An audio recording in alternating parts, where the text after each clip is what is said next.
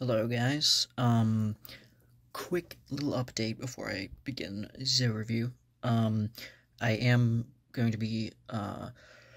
probably releasing a short burst, as you've noticed, a short kind of, impromptu, more kind of thrown together, i.e. more lazier stuff that I've been doing, because I will be leaving the country in about a week, or less than a week actually, and I will be gone for a couple weeks, and then probably after that there's going to be a wedding coming up too, so it's going to be a kind of hectic month in the month of May, but, I hate sharing personal details and stuff in my life, but just to shoot you up front about that, because I might not be, totally available to do these things, although the fact that I'm just able to, with the power of modern technology, very, not, well, kind of modern, I'm able to kind of just do whatever and just,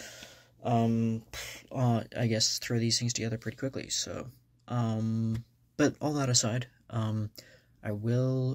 next review of the day is, A Wild Sheep Chase by Haruki Murakami. Probably one of my favorite, not just Japanese authors. He's up there with, in my book, in my assessment of, like, Osamu Dazai, I think, Yukio Mishima, he's up there with him, but he's also just, one of my favorite authors in general, and I, slowly working my way through his work. I think I started probably 3-4 years ago, maybe, and yeah, I'm still trying to make it through. I did start with Kafka on the Shore, which I really liked, but I felt like there was the Oedipal type nature of him, him retelling that, the story of Oedipus Rex, Sophocles play, really old play, tragedy, that is retold in a modern sense, postmodern sense, I guess. It's been compared to that kind of style. It did kind of have a lot of explicit and graphic parts in it that were on that nature, and I think I wasn't quite ready for that yet. So I think, like, to get accustomed, I would have probably started with this book, which I read, like, well into my kind of, initial, pickings into Murakami. But I would say, because I did that, and also, I don't know why I just had a brain fart there. The Wind-Up Bird Chronicles is another one that I really, really loved, which I'd like to do next. I was going to say that the narrative voice, the kind of first-person narrator of kind of this regular kind of guy, or seemingly regular, really reminded me of that in Wild Sheep Chase, too, because it opens up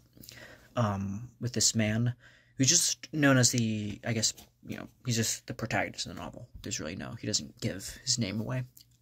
And he just starts out, and he's kind of like this, he's a kind of just lax guy that's drinking his beer,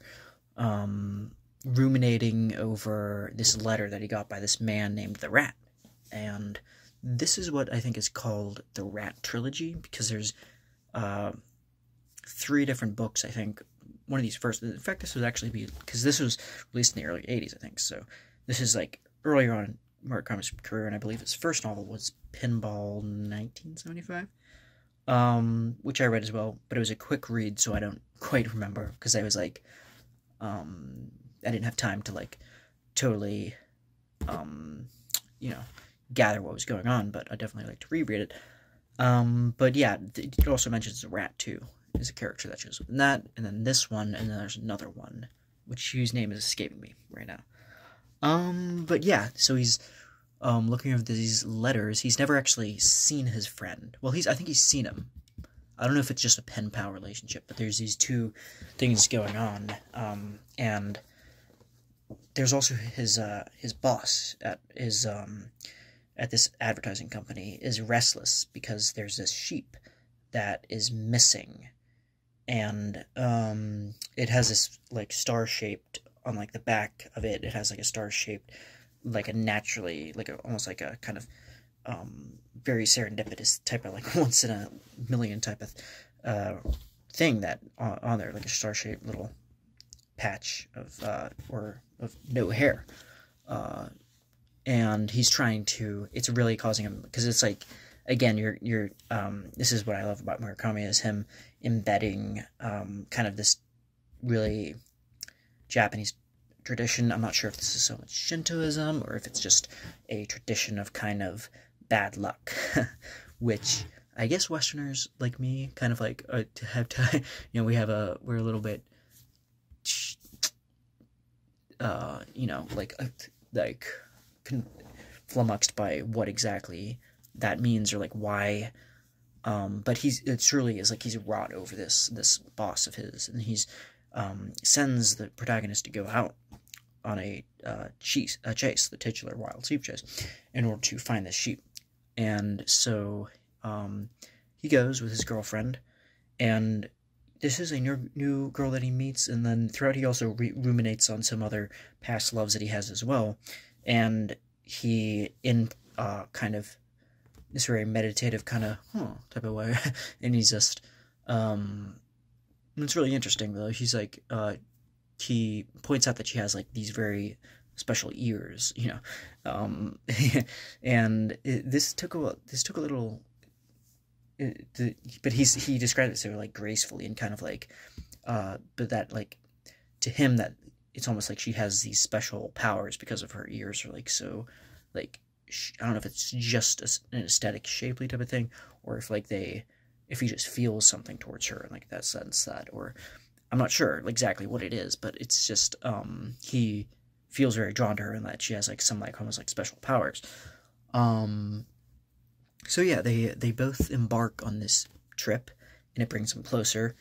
and it's kind of, it's kind of I like to think almost like a noir type of thing. It's been compared to like hard-boiled detective type fiction. It's almost told in that it's kind of almost like a dry type of manner of like, and then we heard that on the upper parts of Japan, or going northern towards the island, we're going to be doing. It's kind of, I don't know if it would be like James M. Cain or something, but I don't think it's quite that dry. I recall it being actually kind of poetic, and even though it's like it is noirish and there's like a lot of mystery going on and intrigue and like these weird things going on with his bosses, like there's like a weird like tradition, I guess, of like it's almost like it's a dishonor if like the sheep isn't brought back or something. So it's like very, him and his girlfriend embark on this trip, and this point the protagonist goes to this like this inn, sorry, in the northern part of the city, and tries to track down this elusive sheep professor. And I'm a little bit rusty on if the sheep professor has like a son, I think, that doesn't think highly of him, and he's like working in this place, and he's kind of eccentric, and he's cooped up in this room, I think a motel room, and he's not really speaking, he's not really he's kind of selling his father short, I think, and saying that like, well, the sheep professor is like obsessing over the sheep, and I guess like the very specific kind of genetic type thing going on with the sheep, like that's causes it to have that interesting star-shaped pattern. And so I think they're not really making any leeway in that respect, and they start to go to this other, like I think,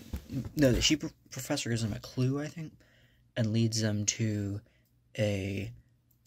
some like cabin area out in the wilderness, where they find said cabin, which is empty. Well, actually, it's full of supplies for them. It's like kind of one of those like, what's like a Swiss chalet or something, where it's kind of like out in the countryside and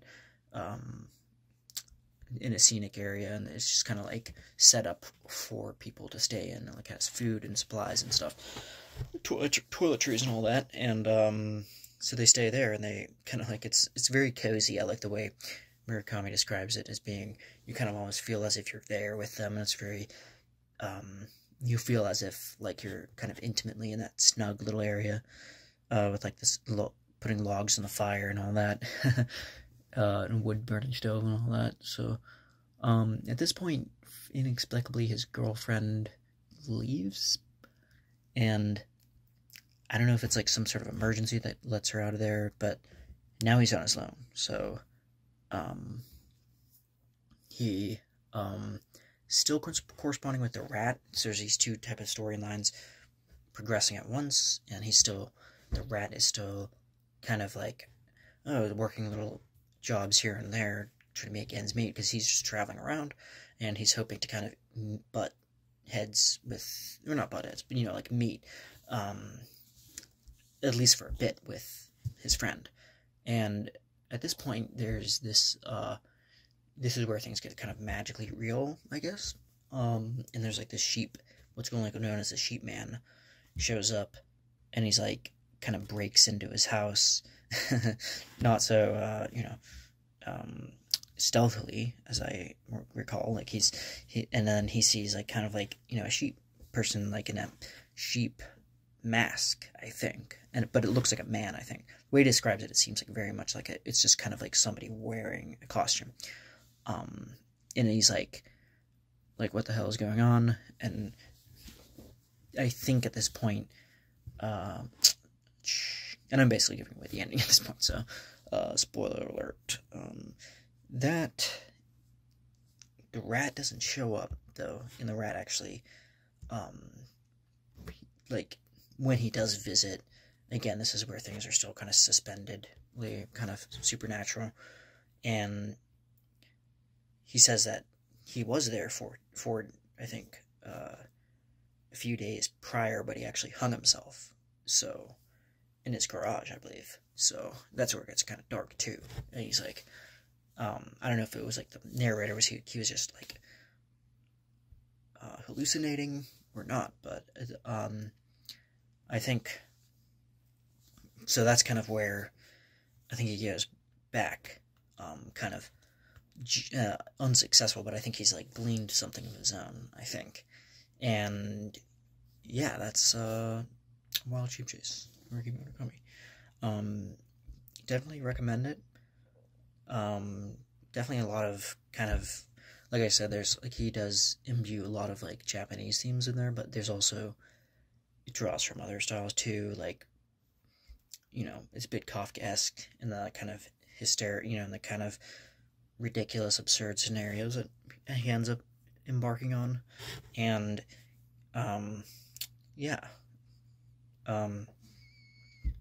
definitely the themes I think to draw from this are like the fact that he doesn't actually he never intended to go on this trip, but then he ends up kind of being led into this kind of like, and then it's even though it's ridiculous and he never even anticipated it, like he's like actually kind of grateful because so many like bizarre yet fruitful things happen through the whole process. So yeah, that's all I have for today. Thank you for watching.